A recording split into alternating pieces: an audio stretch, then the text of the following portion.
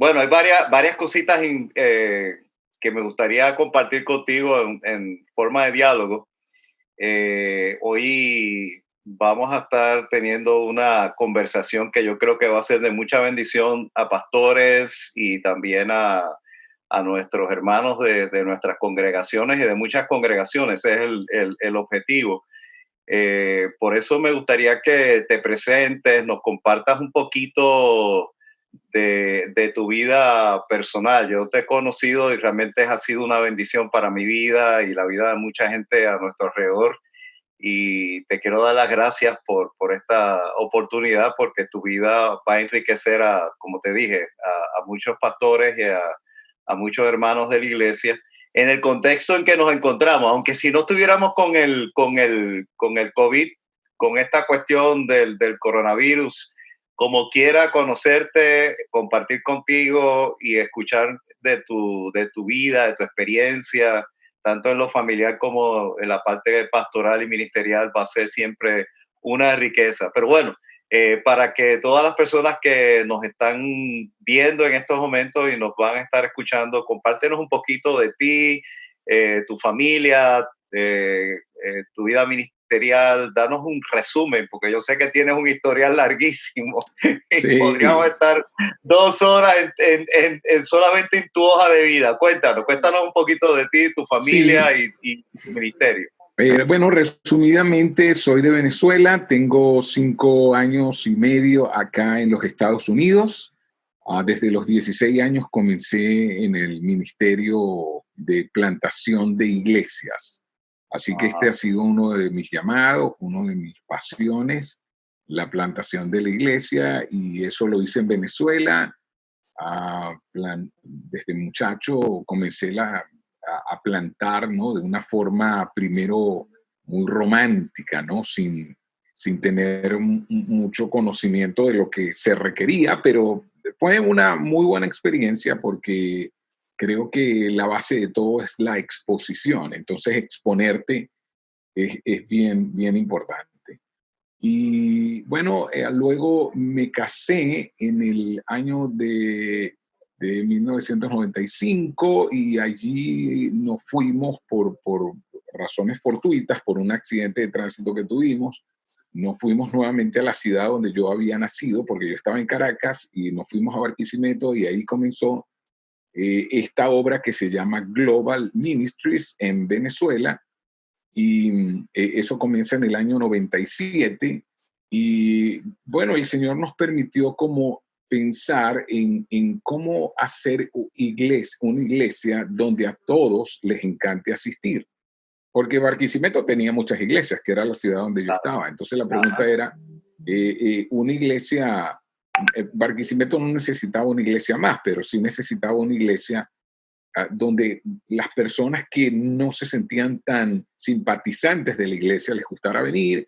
Y iniciamos, habían cosas que no sabíamos, nos conectamos con algunos ministerios que nos ayudaron. Después de 10 años, para el 2000, quizá, sí, comenzamos en el 97, en el 2008 hicimos toda una reestructuración y pasamos de 1,200 personas. Nosotros pasamos a 5,000 en ese tiempo, 5,000 personas. Y Wow. bueno, fue una gran experiencia. Luego vino toda la situación para Venezuela. Ayudamos, conectamos con más de 16 iglesias y ayudamos a plantar más de 16 iglesias. Vinimos a los Estados Unidos con el deseo de plantar, y ahora estamos acá en Orlando. Iniciamos hace 2 años y medio, y bueno, estamos en este proceso en los Estados Unidos. Mi esposa, Yesenia, tengo 4 hijos, uno de 18 años, un hombrecito ya, y tengo 3 niñas, una de 11, una de 9 y una de 7. Y bueno, ahí estamos en todo este proceso, aprendiendo mucho, porque una cosa es vivir en tu país, plantar en tu país. Algo muy diferente es plantar para comunidades inmigrantes, como lo es la experiencia que estamos teniendo acá en los Estados Unidos. Wow. Sí, no, definitivamente tu testimonio y tu vida me ha impactado muchísimo y una de las cosas que tenemos en común es que tenemos 4 hijos. La diferencia es que todavía tú estás criando, aunque ya tienes un Sí, muchachón de 18 años, que ya esa es una etapa ya comienza el joven adulto. Yo sé esas etapas de los 18 en adelante. sí, Ya sí. yo soy padre de hijos adultos casados con sus hijos, tengo nietos, pero Ujú. venirse para acá como con familia de 4 a empezar iglesia, definitivamente eso es tremenda aventura. Nosotros, mi esposa y Joana, nos vinimos también, estuvimos en California primero y después vinimos aquí al sur de la Florida, así con la visión de iniciar. Y ese proceso definitivamente de venir con toda una familia, empezar en un lugar extraño, nuevo, nueva cultura, nuevas condiciones, no ha sido fácil. 20 años después te puedo decir que son retos grandes, pero lo más hermoso de todo esto es cómo el Señor comienza a declararte y enseñarte que la decisión fue la mejor decisión, y ver el fruto de ese trabajo, porque yo sé que para ustedes fue un sacrificio fuerte, dejar una iglesia en todo su apogeo, en toda su situación, y venirse acá a empezar a iniciar.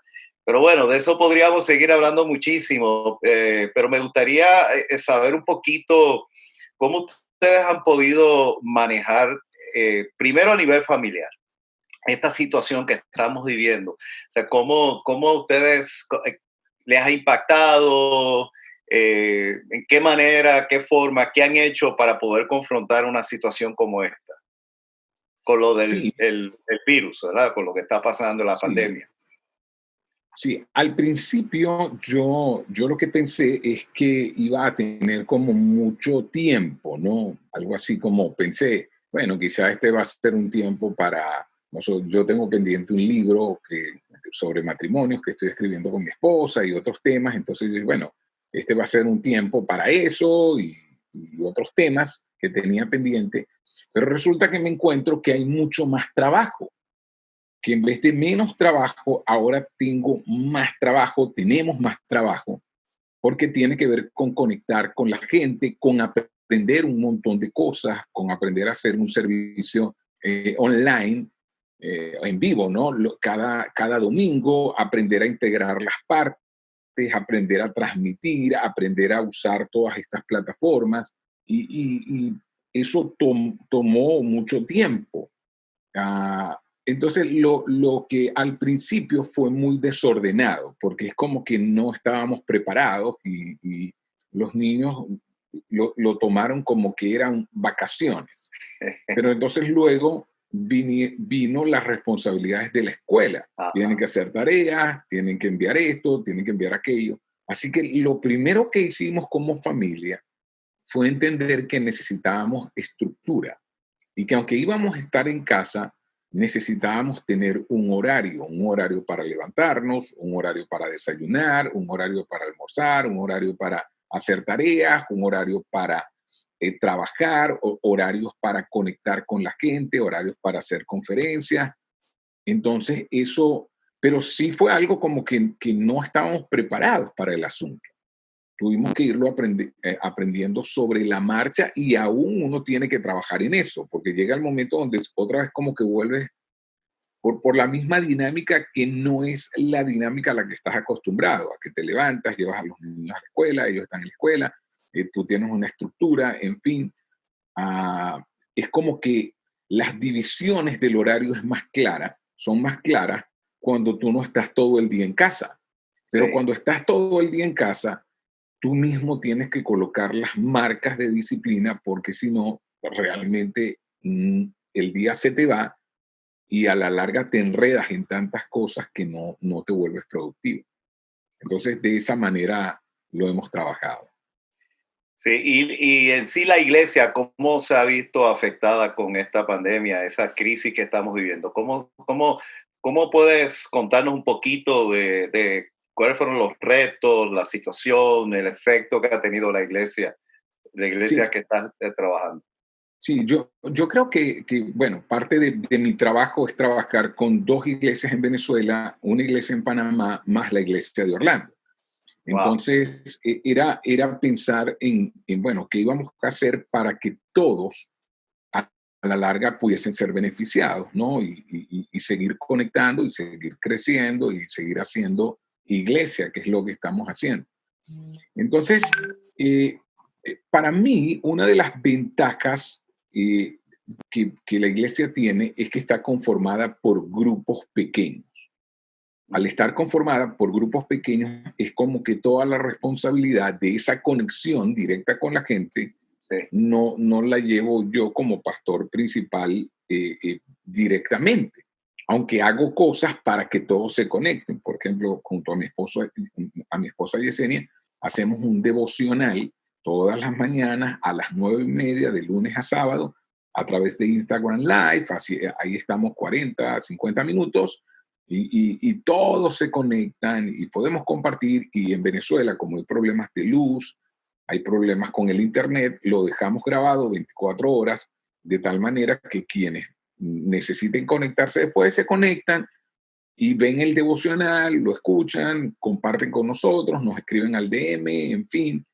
Es como usar las redes de una manera más poderosa.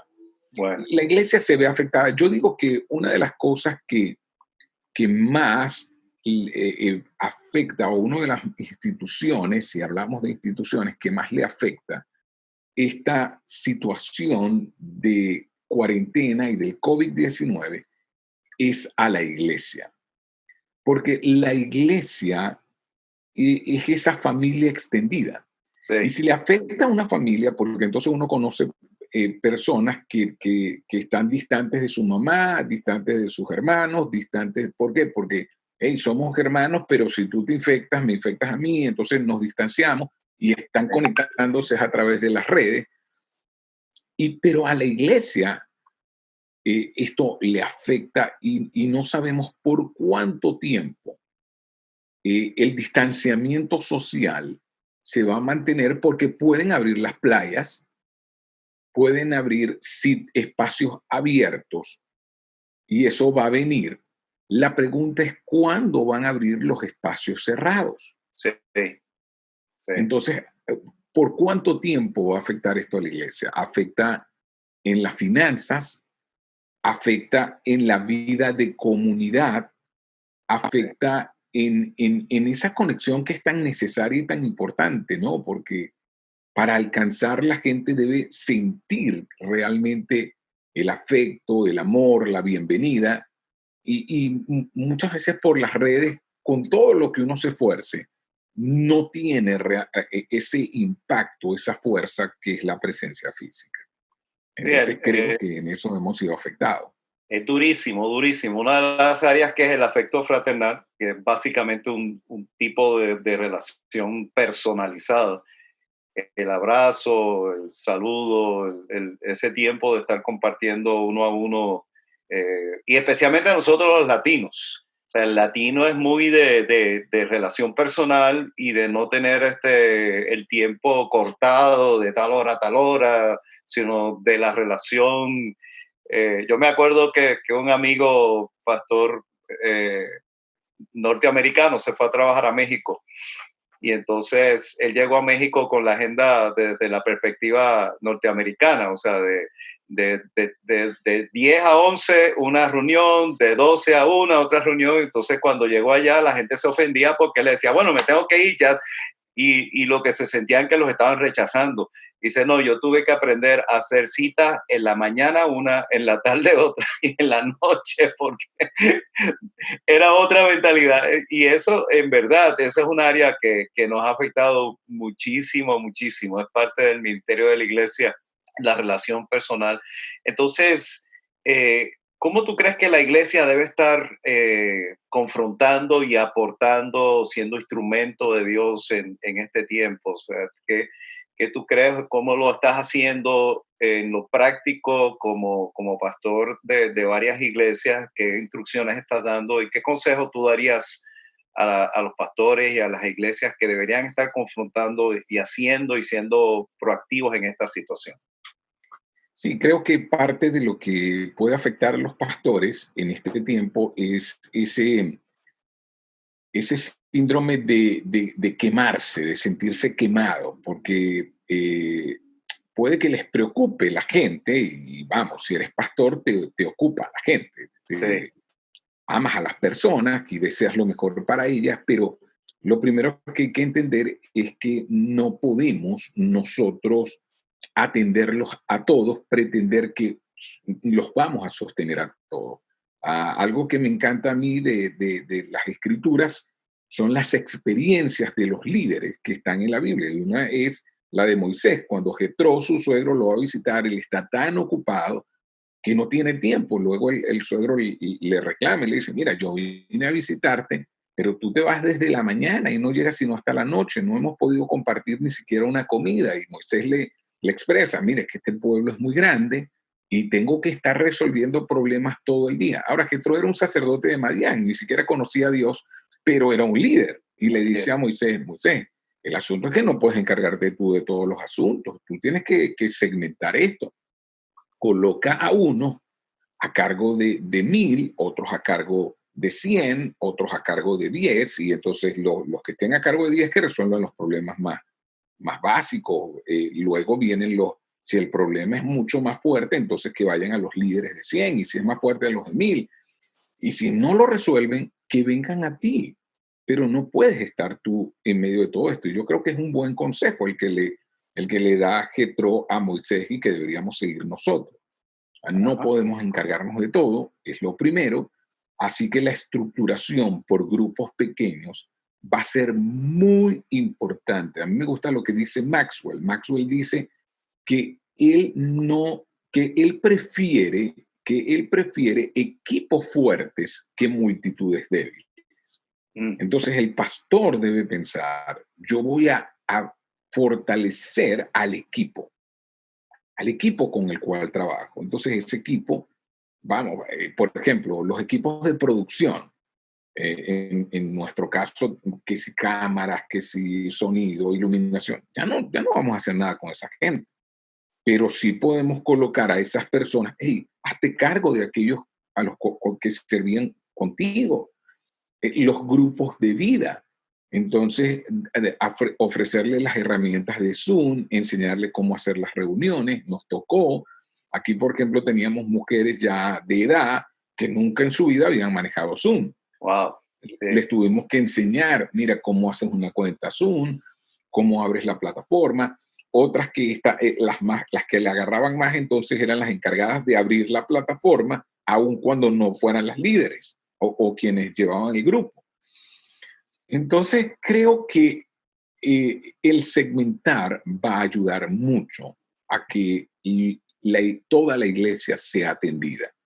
mm, El impacto que esto va a tener sobre la economía es rudo, muy rudo. Todavía no lo estamos viendo, sí, pero esto lo vamos a ver en 2 meses fuertemente, porque es una ola que viene. En sí. otras palabras, ocurrió el terremoto, pero el tsunami no ha llegado. Mm, Entonces, cuando llegue, hay que preparar a la gente porque sí, no los vamos a poder atender todos desde una gran central, pero sí segmentados.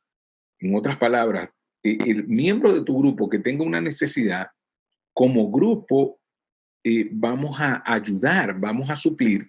Y si todo el grupo no puede, entonces sí nos segmentamos, vamos a mirar cómo podemos ayudar.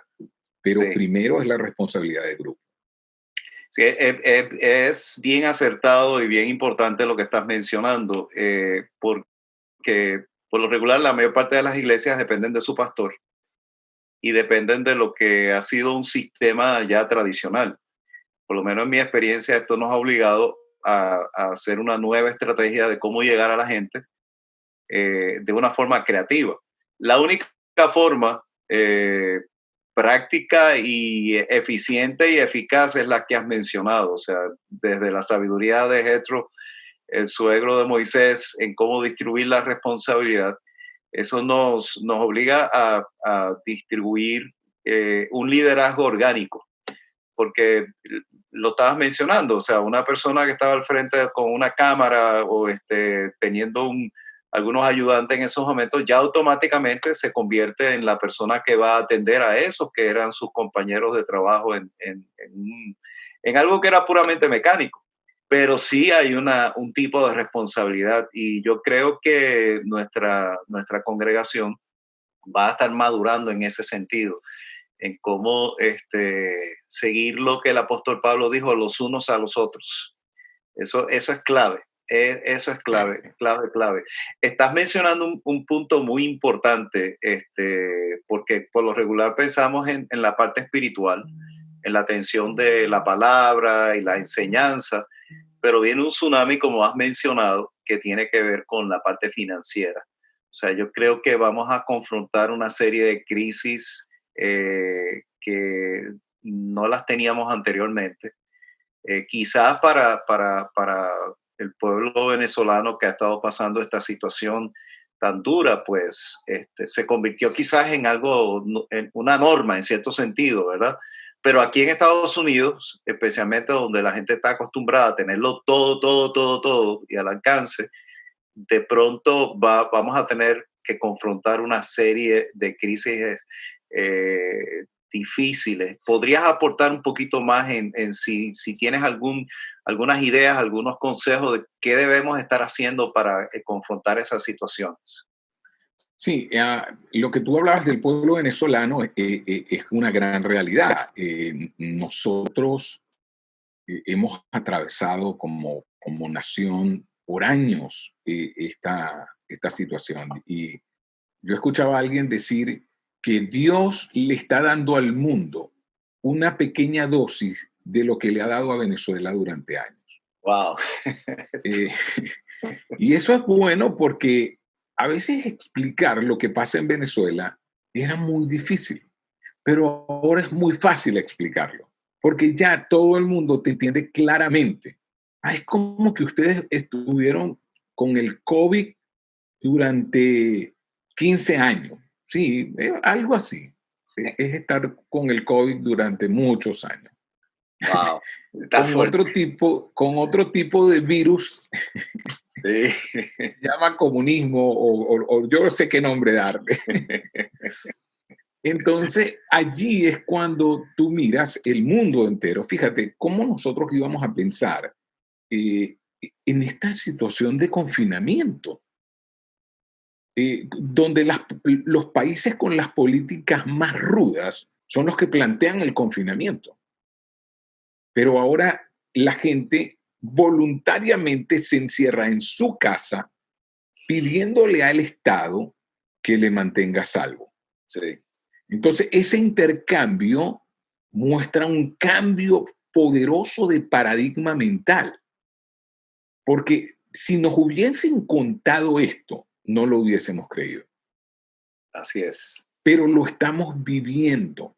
Entonces, claro, están de un lado los que plantean que el asunto es real, que es un virus, que se desarrolló, que tiene mucha fuerza, que tiene la capacidad de destruir los sistemas sanitarios del mundo. Están los otros lados, bueno, los que siempre han estado por todo lo que son las teorías de la conspiración, que es esto fue creado, hay detrás de esto una mala intención de gobernar y controlar al mundo, y por eso, pero el virus no es tan mortal como nos lo están planteando. Pero nosotros no somos los ciudadanos que tenemos el poder para decir, bueno, hagamos esto o aquello. Solamente estamos como mirando, ok, ¿qué nos van a decir? ¿Qué vamos a hacer? No lo sabemos. Entonces, por eso la iglesia sí debe estar preparada y la gente debe estar preparada. Cosas importantes para mí. Hay un programa que se llama el Plan SAL, que lo creó Conceptos Financieros Crown para las naciones más pobres del mundo. Nosotros, desde hace tiempo, lo desarrollamos en Venezuela. ¿Qué plantea el Plan SAL? El Plan SAL plantea que cada quien debe hacerse cargo de sí mismo y no pensar que los gobiernos del mundo van a protegernos. Van a protegernos. Entonces, ¿Qué significa esto? Significa que nosotros debemos aprender a sembrar, significa que nosotros debemos aprender a tener nuestros alimentos en casa, a aprender a sembrar una matita de tomate, otra albahaca, sembrar para tener cilantro, para tener perejil, para tener hierbas, para tener incluso algún tipo de fruto o de hortaliza. Y por supuesto que nosotros en una nación tan grande, tan productora, pensamos, no, pero ya va, eso no, eso no es necesario.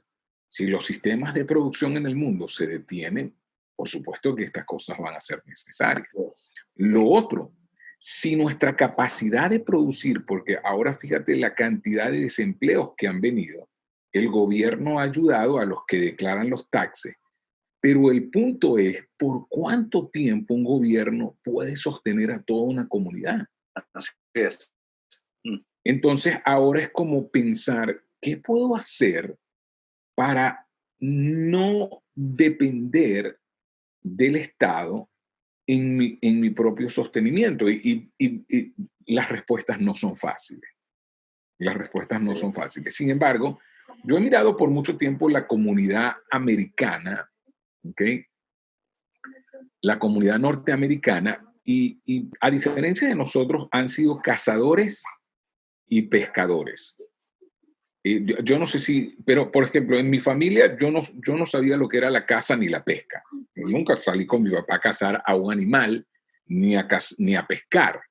Eh, Sembrábamos, sí, porque mi familia tenía una hacienda de café y sembrábamos plátanos, sembrábamos yucas. Yo sembré muchas cosas, pero no había esa conciencia.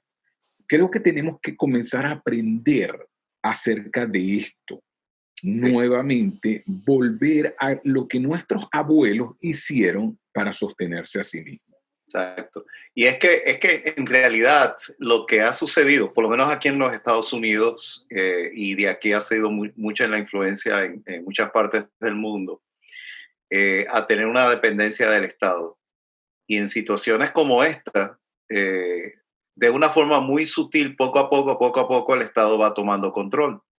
Para nosotros las familias que servimos al Señor, eso es una luz roja, una luz de alarma terrible. ¿Por qué? Porque tenemos la tendencia de que se nos entregue lo que realmente el Señor nos enseñó en su palabra, que es nuestra responsabilidad. Y ese concepto, sal, que ustedes ya han desarrollado, es bajo ese principio. O sea, Dios nos ha dado la capacidad a cada familia y cada matrimonio que sirve al Señor, debe de entender que Dios es el que suple, no el Estado. Él es el que nos cubre en todas nuestras necesidades, pero es nuestra responsabilidad ser creativos y comenzar a crear situaciones y desarrollar situaciones que nos hagan independientes, que se nos hagan autónomos y no dependientes del gobierno. Claro, y esto es un área que me gustaría que también desarrolles, porque yo sé que hay muchos inmigrantes que no están bajo la categoría de recibir las ayudas del gobierno, pues porque no tienen el seguro social o porque no han hecho los taxes. Y es una comunidad que tenemos en nuestras iglesias que queda marginada, con crisis. Así que, ¿qué me dices? ¿Qué compartes con eso? Sí, esto plantea una nueva realidad para inmigrantes que no están en el radar. Sí. Y lo otro, esto plantea una nueva realidad para estar en el radar. Ajá, ¿Sí? ajá. Entonces, es como prepararnos que el mundo cambió. Así como el 11 de septiembre del 2001, el mundo cambió porque después de los ataques terroristas, los aeropuertos dejaron de ser esos aeropuertos donde uno llegaba, lo recibían, las líneas aéreas querían que uno viniera. Cambió, ahora un aeropuerto es algo incómodo, te revisan, te meten en un cuarto, hacen... ¿Por qué? Porque el mundo cambió. Ya el viaje no es tan placentero como antes. Sí, Igual, el mundo cambió.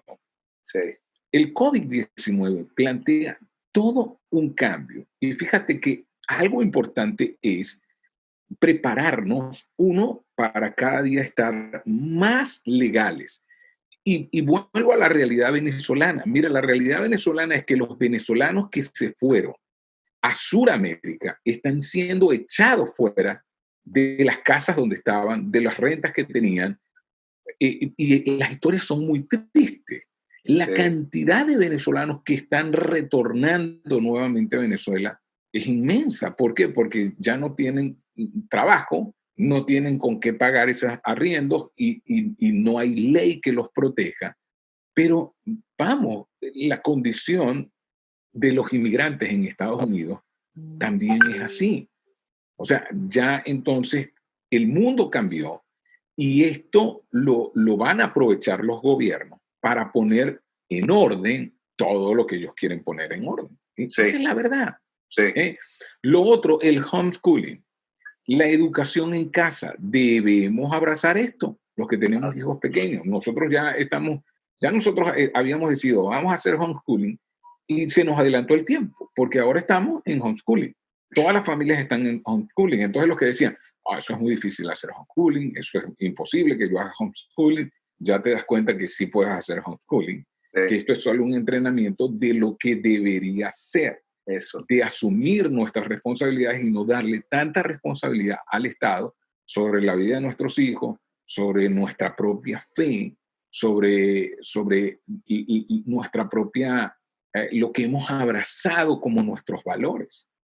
Exacto, exacto. Fíjate que estuve leyendo sobre esta profesora de Harvard y ella dice que el peligro más terrible que está sucediendo en estos momentos por causa del COVID-19 es que los niños están inofensivos, están en manos de unos tiranos que son sus padres. Y que ese es lo más terrible que puede estar sucediendo en nuestra sociedad. Imagínate, es una mujer que está en contra tenazmente de todo lo que es el homeschooling, porque por décadas, aquí en Estados Unidos ha sido sistemático, por décadas y décadas, poco a poco se ha fomentado el que los niños desde preescolares estén en manos de instituciones controladas por el gobierno para desde la pequeña edad los indoctrinen y los formen conforme a la filosofía y a la visión de vida del Estado.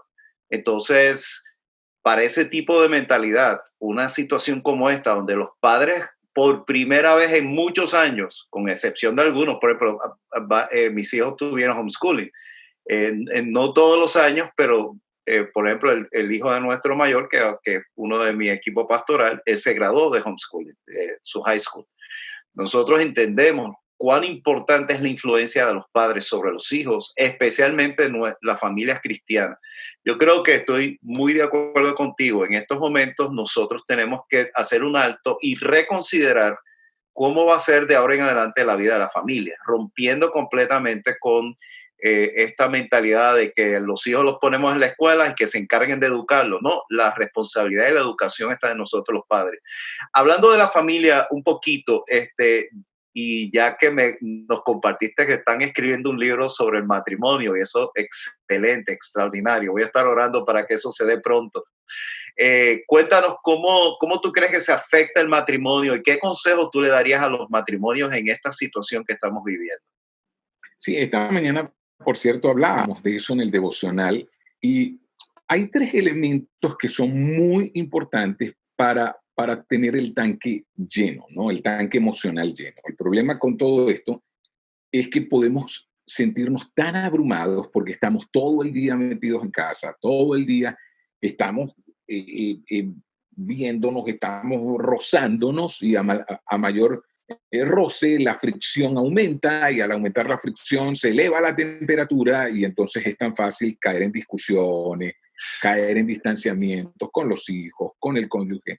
Entonces, algo importante para los matrimonios es tomar tiempo para el descanso. Todos necesitamos un respiro. Entonces, algo para las mamás es no se sientan culpables cuando les digan a sus hijos, mira, ¿sabes qué? Por una hora te pido que no me toques la puerta, te pido que estés en tu cuarto y dame un tiempo. Necesito un tiempo. Igual las parejas, si todo las parejas que tienen niños pequeños, si todo el día están atendiendo a los niños, y no toman tiempo para ellos como pareja, porque pueden estar todo el día juntos, pero no Ah, necesariamente están unidos. sí, Entonces necesitan tiempo para el descanso. Lo segundo, necesitamos tiempo para la recreación, porque esto nos puede abrumar. En nuestro caso, la niña más pequeña, la de 7 años, es la que tiene más tarea. Más tarea. A veces llega el domingo y estamos, mañana es lunes, todavía falta una más, algo así como, ¿por qué tanto? O sea, y claro, es la que más tenemos que ayudar, es la más pequeña, ya las otras se solucionan más independientemente, pero esto puede abrumar a las personas y necesitan tiempo para la recreación. Y recreación viene de dos palabras, volver a, y crear. Entonces, es volver a crear algo. muy bueno. Si en mi caso, todo el día la paso leyendo libros, estudiando, preparando sermones, preparando enseñanzas, entonces para mí leer no va a ser recrearme. Hay gente que dice, wow, uno de las cosas que más disfruto es leer. Yo disfruto leer, no lo puedo negar, pero esa no va a ser mi recreación porque es parte muy integral de mi trabajo. Sí, Entonces yo me recreo más cocinando porque cocinar es algo tan distinto a lo que hago que me recrea. Algo que también me gusta, me recrea mucho, tiene que ver con ejercicio físico o con hacer un family movie night. Entonces, las familias tienen que aprender a buscar maneras de recrearse. Nosotros, mi esposa es muy creativa en eso el viernes tuvimos una cena donde le hicimos una tarjeta de invitación a las niñas. El hermano mayor actuó de mesonero, yo fui el chef. bueno, Yesenia, mi esposa, fue como tú sabes, la directora del restaurante, la que daba la bienvenida, todo eso, ¿no? Entonces, la pasamos muy bien, las niñas se vistieron de gala, les tomamos fotos. Las familias tienen que aprender a recrearse. Y lo tercero es reír.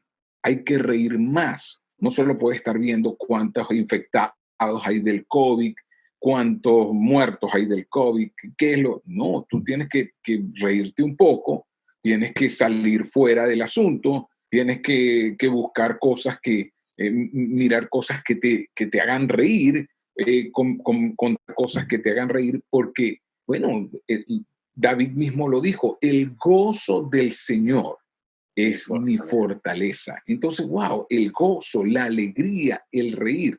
Si no lo hacen de esa manera, su tanque va a estar vacío y Ah, no pueden dar lo que no tienen. Yo no puedo dar alegría si en mí no hay. Yo no puedo dar fuerza si en mí no hay.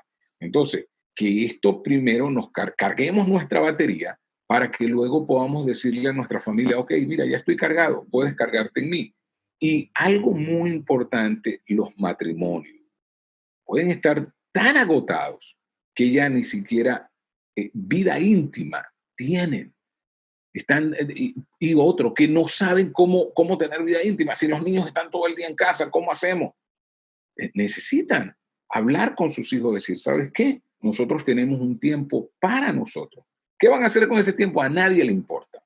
Pero eso es un asunto de ustedes. Pero necesitan apartar esos tiempos porque si no, esto va a crear más fracturas que unidad. excelente. Por eso cuando dijiste al principio que ahora estamos más ocupados que antes, porque todo lo que estás hablando requiere de planificación, requiere de tener unos objetivos bien claros, unos valores bien definidos, una estructura y una estrategia. O sea, todo lo que estás hablando nos estás compartiendo detrás de todas esas ideas tan creativas, requiere que el matrimonio se siente y planifique la semana. Y definitivamente toda la familia se siente y se planifique y se organice, donde tenemos que todo el mundo, podemos tener tiempo juntos, pero también tenemos que tener tiempos de espacio. Así que, wow, tremendas aportaciones que le estás dando a muchas familias que están escuchándonos en estos momentos. Moviéndonos un poquito a nuestra área de iglesia, una de las cosas que hace falta, y me gustaría escuchar tu opinión, es cómo nosotros podemos desarrollar alianzas con otros pastores y apoyarnos mutuamente. O sea, por ejemplo, el estar contigo compartiendo tú estás haciendo una aportación a nosotros como iglesia, pero estás haciendo una aportación a muchos pastores en muchas iglesias. Compartimos que somos partes del RCA, de la Iglesia Reformada en América. Eso ha sido tremenda bendición. ¿Cómo ves la importancia de las alianzas entre los pastores y las iglesias en este tiempo? Sí, eso yo creo que es parte de la clave para no quemarse, para no sufrir eh, esa caer en ese abismo que muchas veces caemos. Es aprovechar lo que otros están haciendo y no sentir miedo de aprovecharlo. Si alguien está haciendo algo que tú crees que es bueno para tu equipo de liderazgo, compártelo. Por ejemplo, a mí me ha encantado siempre tener alianzas. Entonces nosotros toda la vida hemos estado, que te decía, aliados con conceptos financieros Crown y nos ha ayudado mucho en finanzas familiares, nos ha ayudado mucho con planes, nos ha ayudado mucho incluso con la administración de la iglesia. Entonces, esa alianza con Crown para nosotros ha sido una gran bendición. Estamos aliados, por ejemplo, con lo que es la red global de liderazgo, que hace la cumbre global de liderazgo. Y fíjate, mañana vamos a tener todo un entrenamiento de liderazgo con Craig Rochelle de Life Church TV, doblado al español. Ellos crearon la Biblia YouVersion, que ha sido una bendición para tanta gente en el mundo. Entonces, mira, yo le envío eso a todos, a toda la iglesia, porque yo quiero que todos sean líderes. Ajá. Porque si algún día vamos a reconstruir, vamos a necesitar muchos líderes. Entonces le envío a todos, conéctense, conéctense, conéctense, conéctense. Y a muchas iglesias aliadas en Venezuela, aquí en Orlando y en Miami, y ya la gente se inscribió, ya la gente está, se va a conectar, y eso es poderoso para nosotros. ¿Por qué? Porque es como que no todo lo estoy haciendo yo. Yo estoy aprovechando lo que hace otro. Nuestros devocionales de las 9:30 de la mañana, todas las iglesias que están conectadas a nosotros lo aprovechan. Entonces los pastores no tienen que estar haciendo eso, ellos están haciendo otras cosas. Creo que ahí está el poder de las alianzas. ¿Qué estás haciendo que yo pueda tomar, que me pueda beneficiar, que me pueda ayudar? ¿Y qué hago yo que te pueda beneficiar a ti? Y juntos compartimos recursos, compartimos de nuestro tiempo, y este ya es el tiempo donde se acabaron las superestrellas. Aquí este es el tiempo de los grandes equipos, los grandes equipos que brillan porque se juntan, se unen y aprovechan los dones que otros tienen. Gracias, gracias. No, eso es una de las áreas que admiro mucho de ti y que realmente tú has contribuido en nuestra vida, el promover constantemente todas estas organizaciones que se especializan en un área, que nosotros no tenemos que pasar todas las luchas y los dolores de cabeza en desarrollar un área que ya hay una organización que facilita y provee. La cosa es estar conectados con todas esas organizaciones y el trabajo que estás haciendo de promover en todos nosotros los pastores, mantenernos al día. Mira, está la conferencia global, el Link, que es otra de las organizaciones que estamos conectados. O sea, en verdad eso es sumamente importante y que la congregación también se sienta parte y participe y reciba, porque yo estoy de acuerdo contigo y es la misma mentalidad nuestra. Queremos que todo el mundo sea líder. O sea, yo creo que todo el mundo es un líder en la iglesia. Aunque sea en pequeña escala, tiene una influencia sobre otras personas y lo importante es crecer en ese tipo de influencia. Mi querido, para terminar, porque se nos va el tiempo y esto es, olvídate, una serie de información y de conversación que tenemos que tener constantemente para contribuir a la iglesia. Pero me gustaría que para concluir, número uno, le compartas a todas las personas que nos están escuchando qué has recibido de parte de Dios en este tiempo, qué has visto, cómo Dios está obrando en esta situación, cuáles han sido las lecciones que has aprendido, cómo ves el futuro y qué consejo tú le puedes dar a la gente que está escuchando. Yo sé que son varias preguntas, pero sería realmente compártenos, háblanos un poquito de lo que el Señor te ha dado y los consejos que tú darías a todas las personas que nos están escuchando. Sí, creo que una de las cosas que más, en las que más he pensado es que había más claridad en otros que en la misma iglesia sobre estos tiempos. Y eso me hace pensar si realmente estamos teniendo el oído abierto Mm, a lo que Dios quiere que escuchemos, a lo que va a venir. sí, Yo escuchaba una de las prédicas de David Wilkinson. Este hombre que Dios lo llevó a Manhattan a predicarle a las pandillas de Manhattan y que luego David Wilkinson fue el que le predicó a Nicky Cruz y escribió el libro La Cruz y el Puñal y bueno, los que tenemos años en el Evangelio entendemos muy bien de sí. quién se trata David Wilkinson, pero este hombre escribe un libro que se llama La Visión y es increíble cómo en ese libro él veía con tanta claridad, Dios le mostró muchas de las cosas que ocurrirían y parte de lo que le mostró es justamente el tema de los virus y cómo esto iba a cerrar a Nueva York. Que el virus cuando viniera a Estados Unidos, el lugar donde más iba a afectar era a Nueva York. Ahora, esto David Wilkinson lo habló en el año de 1986. Sí, Entonces yo digo, lo primero es, oye, estar como afinado, alineado a la voz de Dios, a lo que Dios quiere hablar a nuestras vidas, estar muy, muy atentos, muy alerta. Lo segundo es eso, entender, el mundo no va a ser igual a partir de ahora. así Es es. abrazar esa cruda realidad, esa ruda realidad. Si la debemos abrazar y el mundo no va a ser igual, entonces la iglesia va a seguir siendo iglesia, solo que se va a manifestar de una manera diferente a como la vimos en años pasados. Entonces la importancia de los grupos pequeños, la importancia de tener más lugares donde la luz del evangelio brille en las casas, que en cada una de las comunidades. No sabemos qué va a pasar con las megachurches, no sabemos qué va a venir en el futuro con esto. Probablemente algo que para mí sí es inmediato es volver a retomar los modelos de iglesia como los que en California eran muy populares, esas iglesias donde la gente iba, se estacionaba con el carro, no se bajaban del carro y tenían la prédica y ellos estaban desde el automóvil. Sí, sí, yo estuve allí.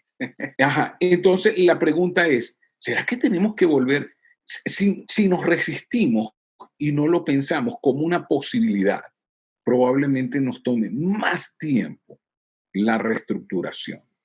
Pero como yo decía, lo que yo sí estoy claro y sí sé es que sí se van a abrir, pero los lugares abiertos.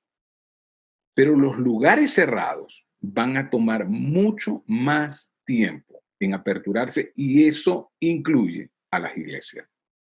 Entonces, diseñar sistemas donde podamos vernos, donde podamos reunirnos, pero al aire libre, va a ser algo que entonces debemos comenzar a pensar, debemos comenzar a estructurar, a pensar también en las cosas donde estamos gastando dinero y que ya tenemos que cortar esto porque no va a favorecer, y las cosas donde no hemos colocado dinero, por ejemplo, redes sociales, todo este tipo, por ejemplo, yo le preguntaba a un amigo, ¿cómo haces tú para hacer Zoom y conectarlo en vivo a YouTube? Me decía, no, es muy fácil, ve a la cuenta, mira, aquí hay unos 3 puntos, y yo hice lo mismo, y entonces Zoom me llevaba, usted tiene que pagar para esto $78 al mes. Yo le decía, sí, pero esto hay que pagarlo. Oye, déjame preguntar, mira, ¿ustedes están pagando esto? Le preguntó al que estaba, sí, pastor, nosotros pagamos. Entonces, es pensar en qué debo invertir más dinero Sí, y en qué debo dejar de gastar dinero porque no va a funcionar por mucho que quiera mantener. así es. Es trabajar en eso, trabajar más ayudando a las familias dentro de casa, en fin, crear más sistemas que nos ayuden a todos.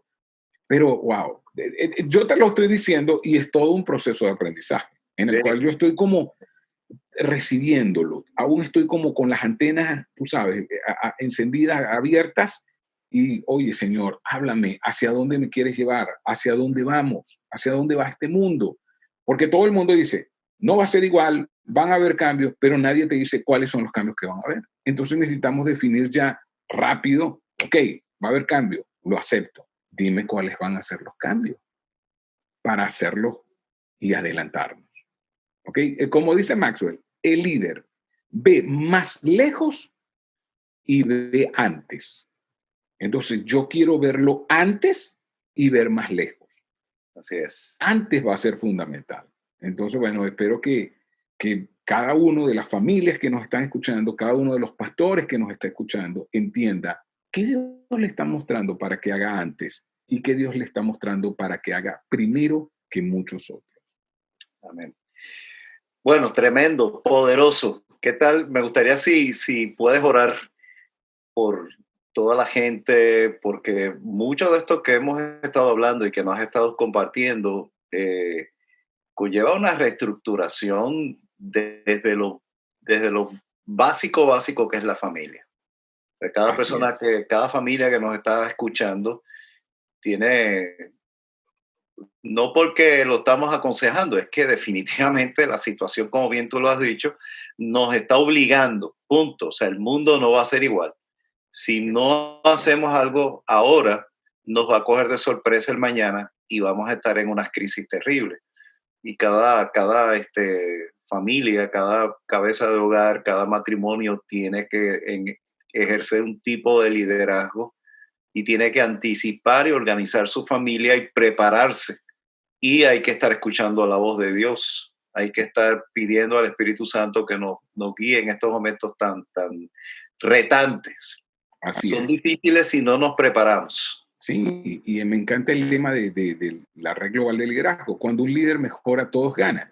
Entonces, cuando el liderazgo de la familia mejora, toda la familia gana, toda la comunidad gana, toda la iglesia gana. Pero sí, vamos a orar por todas estas cosas. Señor, queremos darte muchas gracias porque tú quieres que veamos antes y veamos más lejos. Amén. Para que así nos anticipemos. La anticipación es lo único que produce excelencia, es la clave de la excelencia en nuestras vidas. Guíanos, Señor, alejados de ti nada podemos hacer. Solo tú eres un Dios soberano sobre todas las cosas y en tu soberanía has colocado a tu iglesia en este mundo para que cada día seamos mejores. Guía a cada pastor para su congregación, guía a cada papá, a cada mamá para con su familia, guía a cada líder de iglesia para con su equipo y que cada día entendamos esta gran responsabilidad que tenemos. Que no permitamos, Señor, que estas cosas nos abrumen. Porque la aflicción es lo que tú prometiste. En el mundo tendrán aflicción, así que no debe sorprendernos. Pero, Señor, confiamos porque tú has vencido al mundo. Y si tú venciste, nosotros somos más que vencedores. Gracias por guiarnos. Abrazamos la realidad, tan brutal como es, pero la abrazamos con esperanza porque tú estás a nuestro lado. Amén. Gracias por ser nuestro proveedor y nuestra fuente, nuestro Dios y nuestro ayudador. En Cristo Jesús. Amén. Amén, amén, amén. Gracias, amados. Le das un abrazote a Yesenia, un abrazo y un beso a esos muchachos tan hermosos que tienen. Realmente ha sido un tiempo bien sustancioso. Gracias por tu tiempo. Gracias por toda a ti, Dani. Consejos. Gracias a ti por este momento. Igual, bueno, y saludos a todos. Abrazos online. Ya así pronto nos los daremos físicamente. Así es. Bendiciones. Bendiciones a ti.